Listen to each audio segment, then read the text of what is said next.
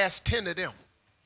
The only way I go back now is if Netflix come to me and give me 40 million for 2 specials. Then I'll go back. Other than that, I can walk away from 40 million. You know why? Because I got 40 million.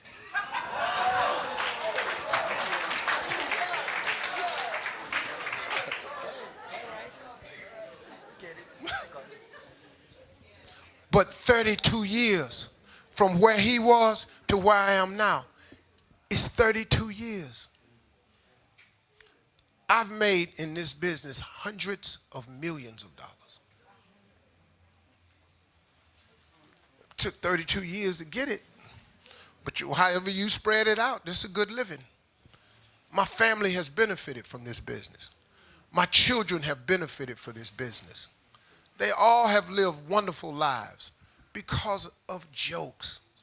Them big ass houses I got, jokes bought them houses, man. Them jokes, all them big ass cars I got, jokes bought them cars. It's crazy, man. I ain't bought a car for myself since, when the last time I bought a car for myself? For me, 2005. It's the last new car I bought me, 2005. My wife, she got Rolls Royces, Bentley trucks. All my kids got cars. They get a Range Rover when they graduate. My wife done bought me a car. He mad because my son, he mad. He went, you ain't bought me shit. That's cause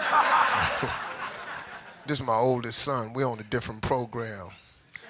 Him and his partner, they businessmen. We working from a different standpoint. He's 25 right now. He'll be a millionaire 6 times over by the time he's 28. So that's the program he on. Buy your own fucking car. Shit. The fuck I'm gonna buy you a car for?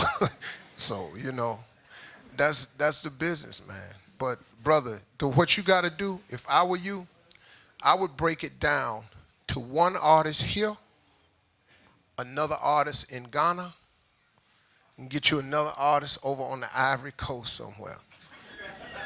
Your 4 artists can't be here. They're gonna fucking kill you. Yeah.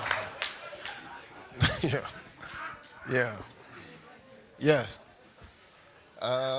It's a privilege and honor to be here. My name is Sihle. Actually, I'm from Johannesburg. Oh, man. I'm from Johannesburg. I had a dream 3 years ago that I would work on radio, and that has happened. I work as a content producer for a station called Vuma FM. It's around Umhlanga, here in Durban. I told myself that I would be a content producer, and it happened. I worked with the likes of Linda. He's one of the biggest presenters here in KZN. So I said, in 3 years' time, should have met Mr. Steve Harvey. I said to myself that I wrote that on Facebook. It was 3 years ago. I said, I will meet Steve Harvey. You talking about this thing of breaking boundaries. I told myself that one day I will work for the Steve Harvey morning show. Why that? It's because I had a dream and a vision. You were born on the 17th of January. I was born on the 7th. And your content for the show, for the Steve Harvey, it's planning for people who want to celebrate their birthday with Steve Harvey. But I'm not there. But what I want to say to you, sir, as you came to South Africa in Durban, the word Natal means a place of birth. That's the first thing. Secondly, as I told myself, this Durban is a place of birth. This place gave birth to my radio career. In Johannesburg, I didn't get anything. But I said, when I moved, I took a step of faith. I came to Durban. And people were saying, there are no radio stations in Durban. There's a ceiling. There are only few radio stations. I said, I'm going to make it. And here now, I got a nomination on MTN Radio Awards for the best content producer on the community radio station. I said to myself, one day, it is going to happen. I'm going to meet Steve Harvey. At work, I work with that lady, Mvundla. I said to myself, that lady there, the one who gave you the book. I said to myself, okay. Yes. I said to myself, I'm going to meet Steve Harvey. They're saying, how are you going to meet that man? He's from the States and all of that. I said, it's going to happen. And in February this year, I said, brother, I don't know when and how, but it's going to happen, say. Say, I would like to work on the Steve Harvey morning show. Okay, this is what I'm going to do. Well, listen.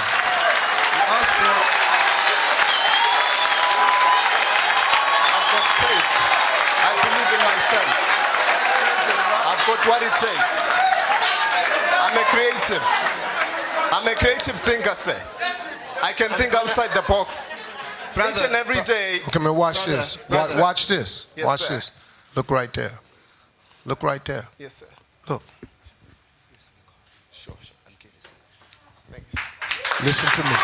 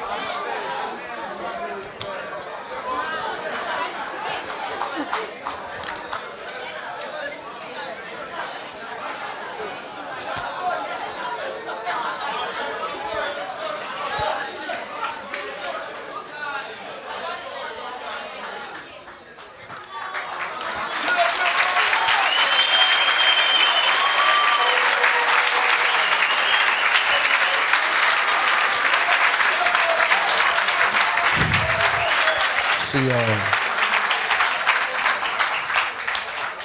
you know, man, it's so crazy because I know what that is.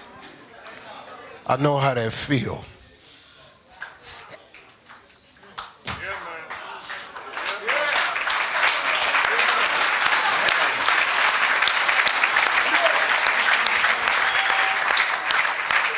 I know what it feel like to want something so bad, man.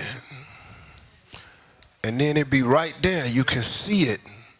It be right there and you just can't get there, man. I know that feeling. I know what it feel like, man, to finally think that something you've been dreaming about could really happen. What the little brother don't know is I'm in the process of striking 2 deals. One of them, I'm renegotiating my contract in the United States. I own 51% of my radio show that's in 91 cities. I'm in the process of renegotiating it to take it global. And so I said, I don't want to put nobody out of work, but I could bring my shows over to Africa and create jobs.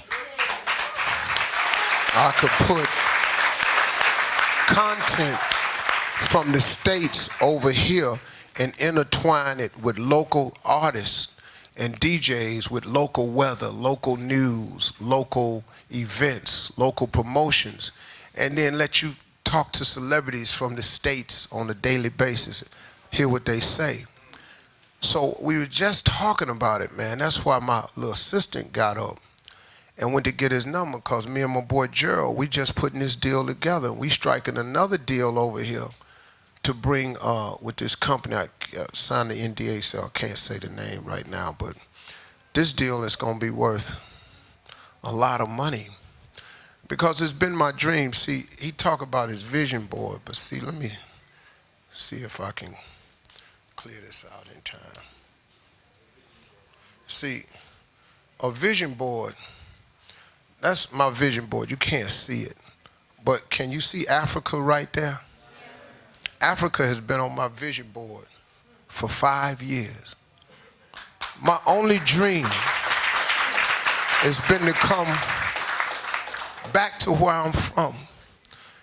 You know, Ancestry.com, you can look up your ancestry line. But my father's black, really dark. And my father, after my father, who was born in 1914, there is no record of my family because my grandfather was a slave. My grandfather was a slave. So there's no record of him. So I can't even find out what tribe I'm from. I can't even find out, man.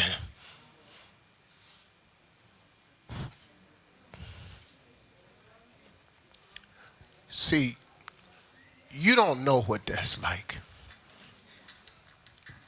Because you who from Africa can relate so directly to this. But what about us who got robbed of all of this? Who got put on them slave ships? And we've been over there trying to make something out of ourselves in a country that don't even want us. They shoot us. They kill us in the street.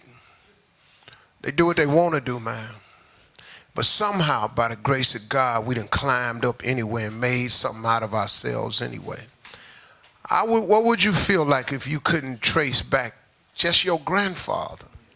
Just damn, man. Am I Zulu? Am I Swahili? What? But that don't matter to me no more. Because all I know on my dream board is, that's home. Africa is home for me. That's all it means to me. Y'all my brothers and sisters. We could be cousins. That's all that matter to me. I done made a lot of money over there.